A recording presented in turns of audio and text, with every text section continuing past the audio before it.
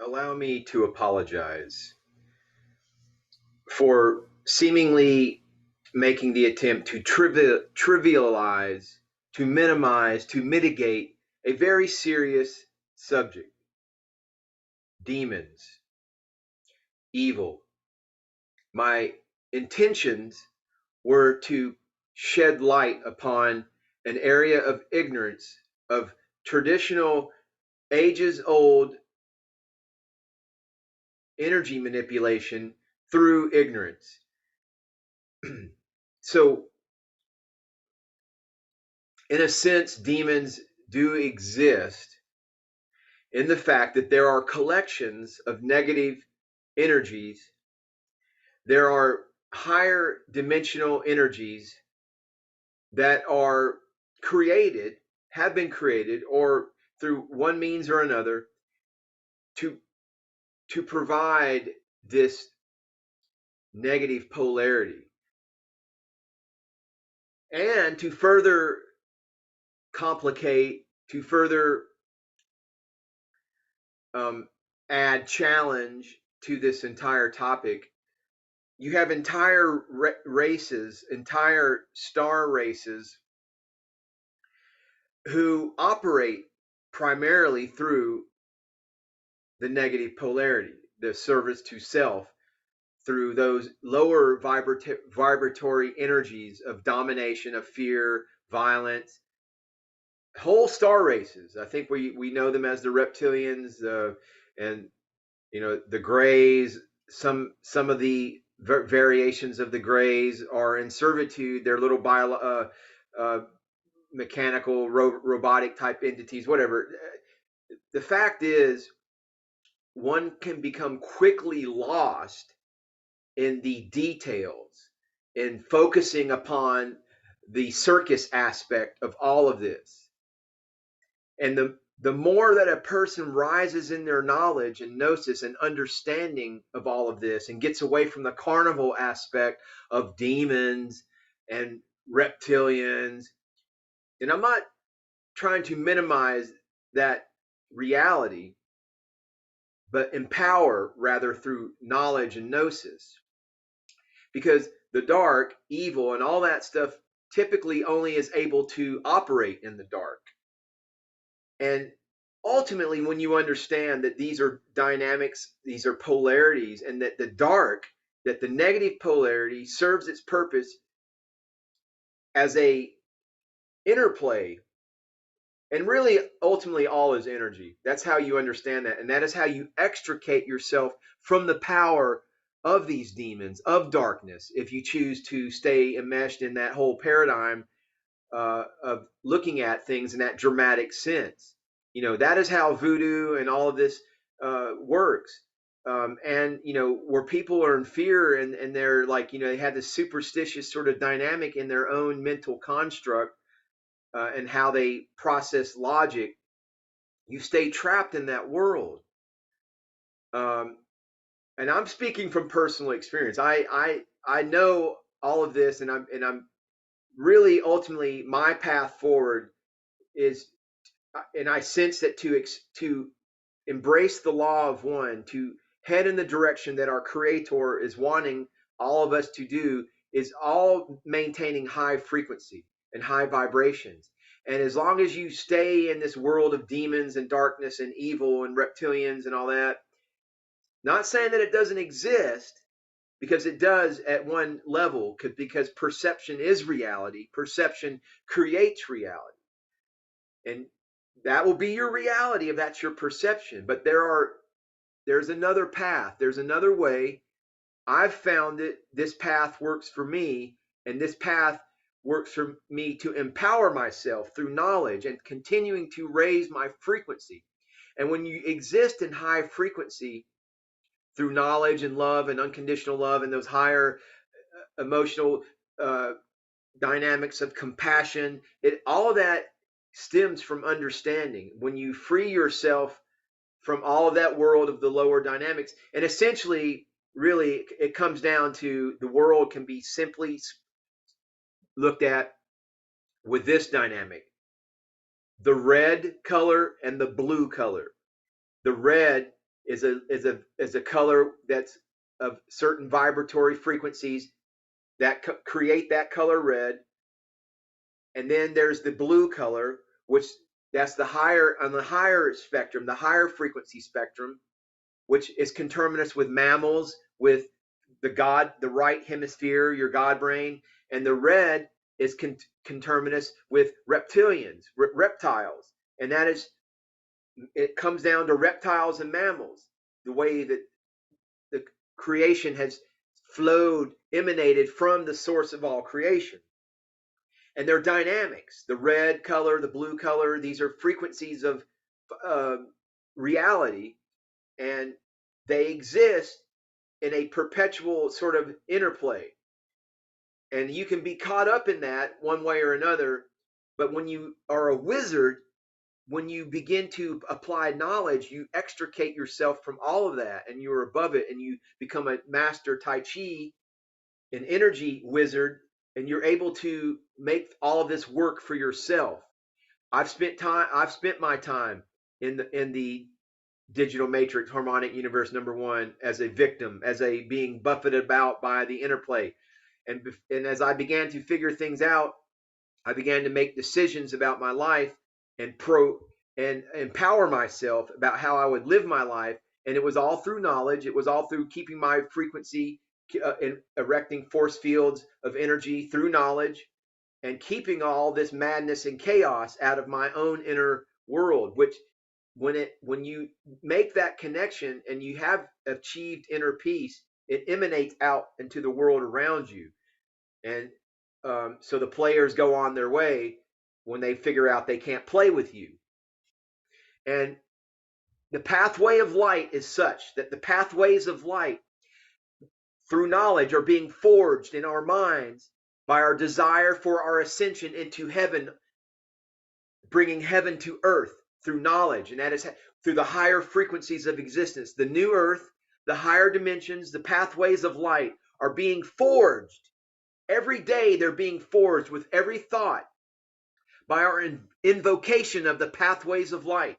And they're being forged by us reaching for the light, of endeavoring for the light, and the love pathways of light are being forged by our very efforts, our very knowing about them, and willing them into our existence. The well-being and peace that these pathways of light, you have to understand, we create them in our mind, and we reinforce when we operate from the red frequency and we empower the lower dimensional illusion construct of our egos every time we give in to ego type of thinking and energies. And we create, when we choose love or the higher vibrations and higher frequencies, we create pathways of light and we leave the illusion behind. And the more that we overwrite the old pathways of ego separation with loving messages and understanding and gnosis, the weaker those worlds of demons they dissolve. And that is what is happening with the higher frequencies.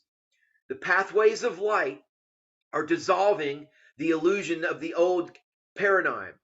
And we are bringing, every time we create new pathways of light through gnosis, we are establishing the kingdom of heaven on earth.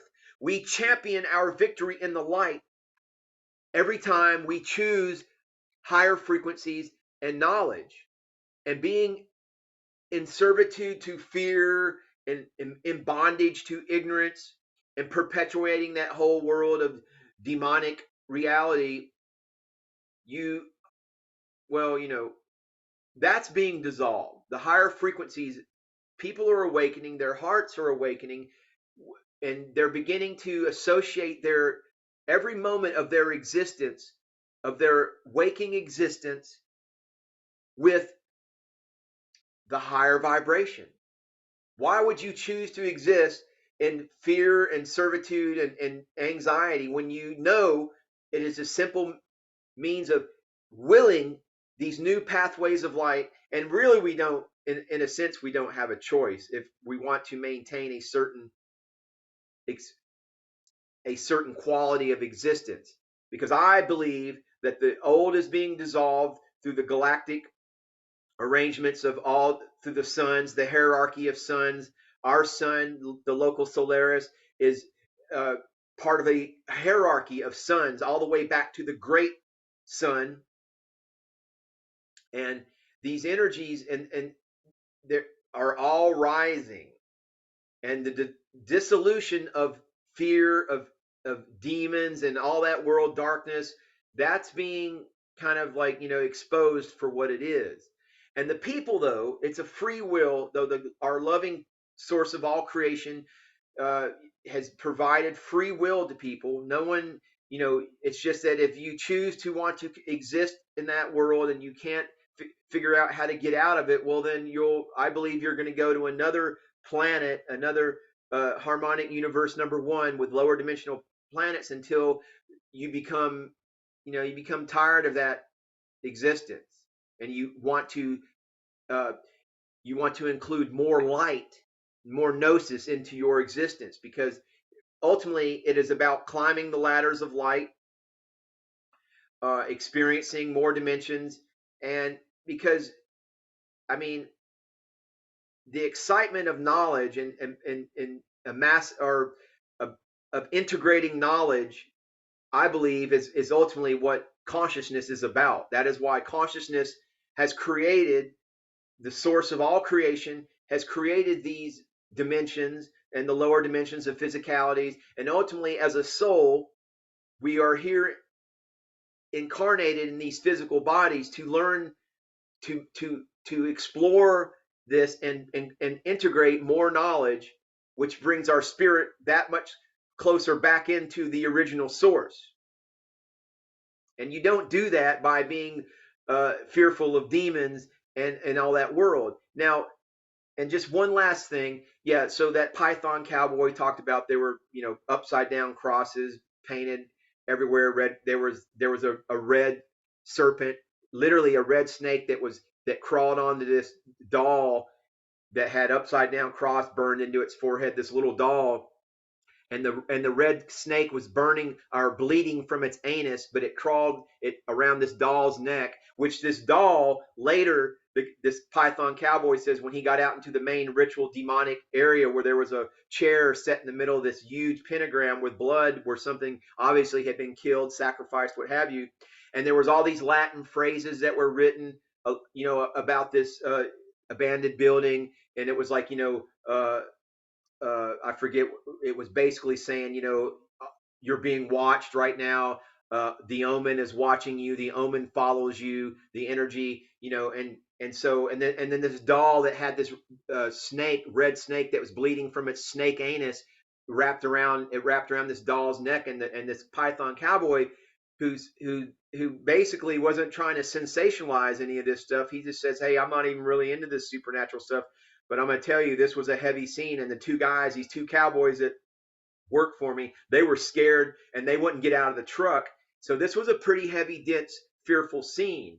And he said that doll that had the red bleeding from its anus snake wrapped around its neck. That doll mysteriously somehow followed him like a couple 100 feet away, and it hit him right when he came up to this where this main pentagram and this sacrifice area was at, and there was this huge Latin phrase written across, saying that the omen is going to follow you and watch you. Well, so this was a pretty heavy, dark, satanic, evil scene. Okay, and so my belief is that you know that those types of symbols and those rituals and all that, they call forth energies. And what happens is, in my estimation, my gnosis, these negative energies, these pools, these coalescence of very heavy negative polarity energies exist. Yes, they do. But they insinuate themselves into this lower dimension reality and manipulate what they find. And so you have a lot of humans that are making contact with energies, dark energies, and generally that is the easiest. That's the lowest common denominator. That's the easiest thing to do for a person right off the bat, because most of those dark lower energies exist in the lower fourth dimension. And so it takes much to rise beyond those dimensions into the higher dimensions, involves discipline, involves order of your life, which most people are not bred in this world of dependency upon the digital matrix and satisfying every desire of their body and living as consumers. Well, that's the easiest pathway to go. And so, yeah, you're going to experience some very heavy, dark scenes or see evidence of that. But don't stop there unless you choose to and be enamored with all that. What I'm getting at is there's a higher knowledge, there's higher vibrational order of this world. And yes, we can call them angels. There's a higher power, and you can choose to embrace and put yourself in that pathway of that higher knowledge, and thus the devil becomes your footstool. Now, but ultimately you have to watch it, because see, our ego plays into all that, and so it's an exciting time to be alive. There's a lot of knowledge out there, but knowledge creates these pathways of light, and they are our way out of the illusion of the harmonic universe number 1, dimension 3, and our way into the kingdom of heaven on earth. Namaste, namaskaram.